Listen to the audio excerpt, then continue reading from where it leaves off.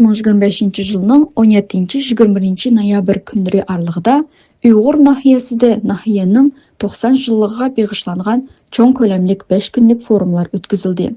Her kandak faaliyetler medeniyet, mağrib, sport, kesipkarlık ve cemiyetlik terakkiyatını öz içige aldı. Asasi faaliyetler çoğunca Yisidki Medeniyet Öyüde, şunun bilen nahiyenin başka meydanlarda ötküzüldü. Kazastan'dan ve çet elden kelgen yaş alımlar katnaşkan halda umumi yığınlar ötküzüldü. Edebiyat ve sanat gününde şairlar, yazgıçılar, artistlar ve sanat sahasından tonulgan vekilleri nahiyeden yetilip çıkan icatkarlar bilen uçuruşuş meydanı uyuşturuldu. Uçuruşuş davamında millet ruhi, sanatның cemiyet terakkiyatındaki rolü ve evlatlar davamlılışının ahmiyeti hakkında söz içildi. Sport ve salametlik günü dairəsində judo, boks ve kazak kuruşu boyunca maharet dersleri ve körgezme çıkışlar bolup ötdü. Yaş sportçular tecrübelik sport ustazları ve cemiyet erbapları bilen uçuruşup, ulardan motivasyalıq kengişler ve hayat tecrübeleri bilen tonuşdu. Sport meydanlarında her kimnin katnaşış imkaniyeti bilen mezmunluk sport programmaları uyuşturulup, salametlik hayat tarzını rivajlandırışqa yardam kıldı. Dehqonchilik ve kasbkorlik kuni ayollarning biznesdagi roli ve yeza inisiativlarining taraqqiyotiga bag'ishlandi. Forum qatnashuvchi ayollar markaziy o'rnini egallaydigan ayol kasbkorlar uchun imkoniyatlar, ularning iqtisodiy rolining kengaytirish masalalari, shundaqla ayollarning jamiyat hayotidagi ahamiyati to'g'risida muhokama qildi.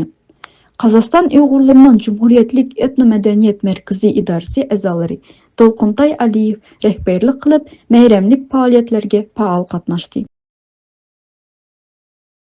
Xush xabar. Assalomu alaykum hurmatli qarindoshlar. Bugun bizda cho'ng xushalliq.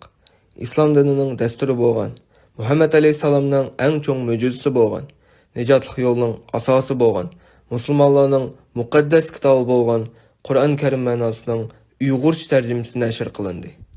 Bu kitobning muallifi Uyg'urlarga tonilgan islomshunos olim Muhammad Yusuf Muhammad Tursun Qori Hajim. Alloh taoloning bizga bergan bu cho'ng ne'matning qadrini bilib, muqaddas kitobni elish qoldiring. Tarlimi cheklik. Kitob bahosi 10 ming tenge. Musulmonlarning muqaddas kitobi har bir qarindishimizning uyida bo'lsin.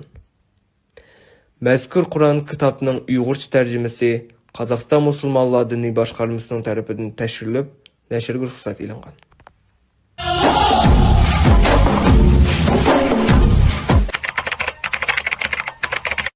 Assalamu alaykum, hürmetli görermenler. Sizler Qozog'iston Uyg'urlari kanalda. Bugün bizning tushirdim topi 153-chi Uyg'ur maktab gimnaziyasida mehmon bo'lmoqda.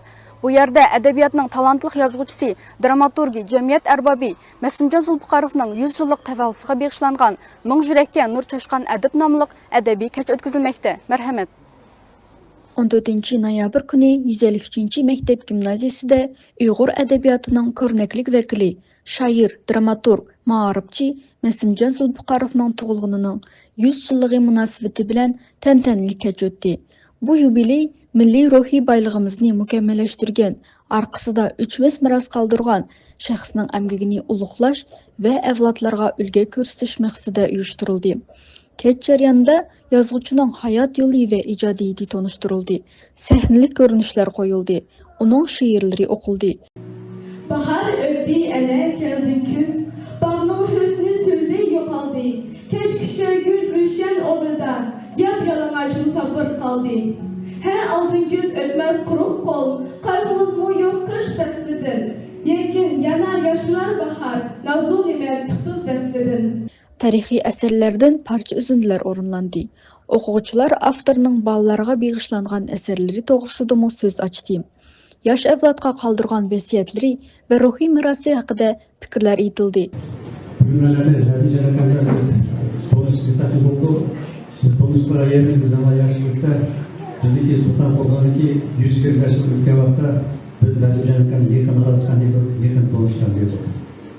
Bunu etmek sebebi burada aslında şu bilim yurtta sözümüz var. Söylemek, uyulur. Eğer bu mektep yetparankan diye nasıl çıkar, yetparankan. Onundaki bana bunu Meni yenip turgan, mening o'quvchim Shavkat bo'lmagan bo'lsa, biz rus maktabida yoki qozoq maktabida o'qigan bo'lsak, mana shunday marosimga o'tkaziladimi, o'tkazilmadimi, men gumanda. Iloyim, shu maktabning Yaşadığımki şahsi ıslıkçısı Respublikanın 100 yıllık təvəllüdü, hem Yaşadığımın 75 yıllık təvəllüdü, ikisini koşup nail bir hayacanlılık var.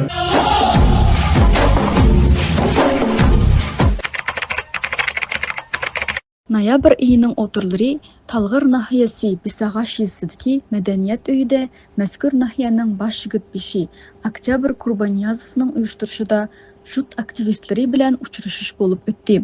Шығынға Талғыр нахиялік мәслихатның депутаты Шахзам Купидинов, Уйғур авазы гезитінің баш мұхарырының орынбасары Бәхтшат Сопиев қатнашты. Баш қошышта мәслихат депутаты Дөләт рәхбери Қасым Жомарт Тоқаевның биыл Қазақстан халқыға йолыған сүнни ақыл дәвридегі Қазақстан, актуал вәзипләр вә уларны рәқамлік трансформация арқылық хәл қылыш, мәктүби бойынша қысқыча доклад оқыды. Андын о тұрғынларының суалларға жауап берді.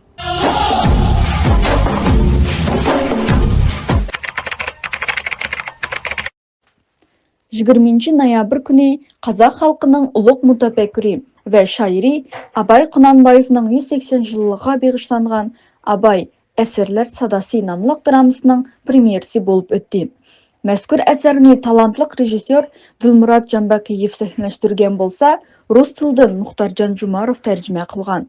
Театр тамашабынларының алдыда Абай hayat yolының мұхим пәйтілді, içinişlik ve ilhamlandırıcı görünüşlerde canlanıdı.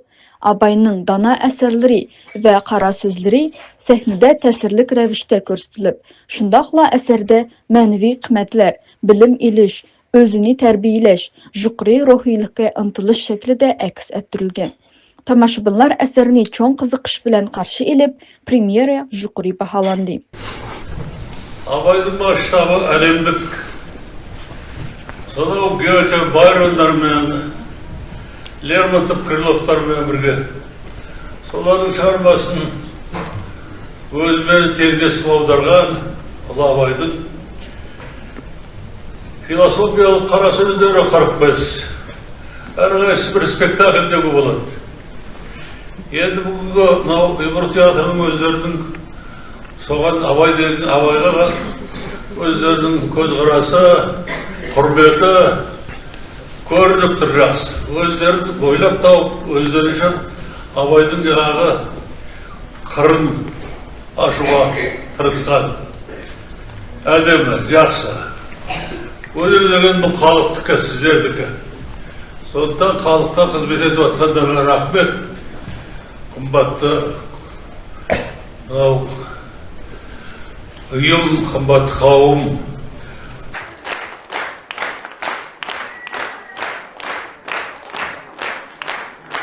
25 ноябрь күні Москвада өтілген халықара спорт гимнастикасы турнирida bizning Нариман Курбанов yana bir qatim алтын медаль bilan mukofotlandi. Bizning talantlıq Қазақстанлық Uyg'ur gimnastimiz Нариман Курбанов bilan faxrlanamiz. Uning tirishchanligi, əmgigi və sportdagi utuqlarini oshirishga bo'lgan intilishi barlig'imizga ilhom berdi. Narimon Kurbanovni tabriklaymiz və yeni utuqlarni tilaymiz.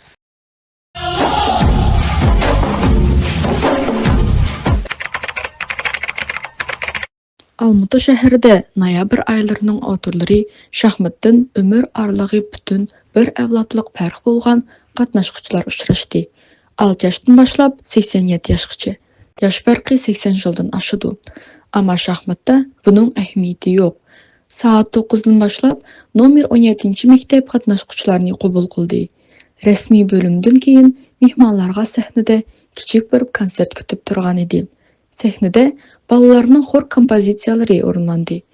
3-chi o'rinni Izbasar va eng yoshli qatnashuvchilarning biri Soy Volodya, 2-chi o'rinni Raziyev va O'razbay oldi. Bu 8 raunddan keyin turnir chempioni qat'iy ishonchlik bilan mukofotlangan ham loyiqlik bilan 1-chi o'rinni Erlik qizi egildi. Ассаламу алейкум! Приветствую всех любителей исторической литературы.